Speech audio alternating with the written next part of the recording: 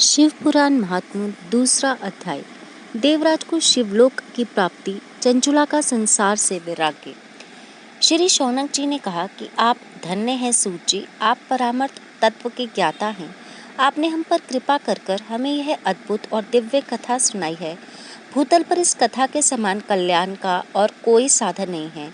आपकी कृपा से यह बात हमने समझ ली है।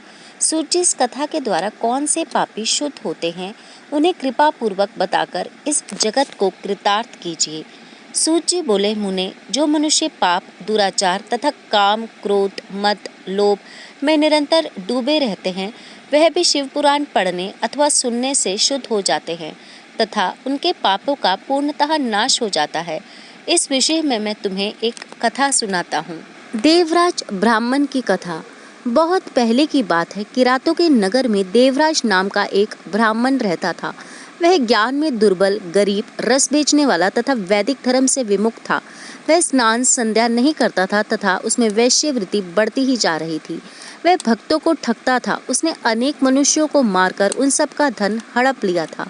उस पापी ने थोड़ा सा भी धन धर्म के काम में नहीं लगाया था। वह वैश्यगामी तथा आचार भ्रष्ट था।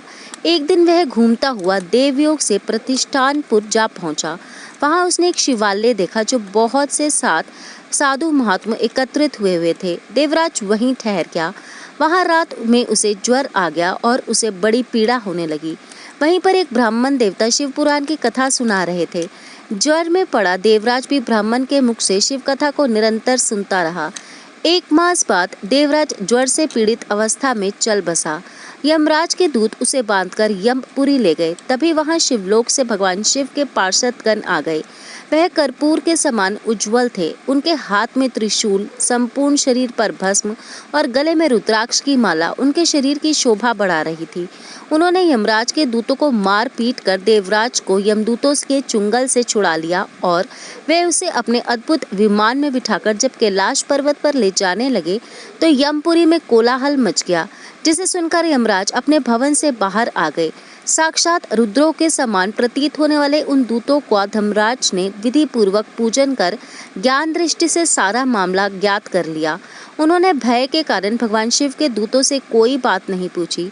तत्पश्चात शिवदूत देवराज को लेकर कैलाश चले गए और वहां पहुंचकर उन्होंने ब्राह्मण को करुणा अवतार भगवान शिव के हाथों में सौंप दिया। शौनक जी ने कहा कि महाभाग सूत जी, आप सर्वज्ञ हैं। आपके कृपा प्रसाद से मैं कृतार्थ हुआ। इस इतिहास को सुनकर मेरा मन आनंदित हो गया है। अतः भगवान शिव में प्रेम बढ़ाने वाली दूसरी कथा भी कहिए।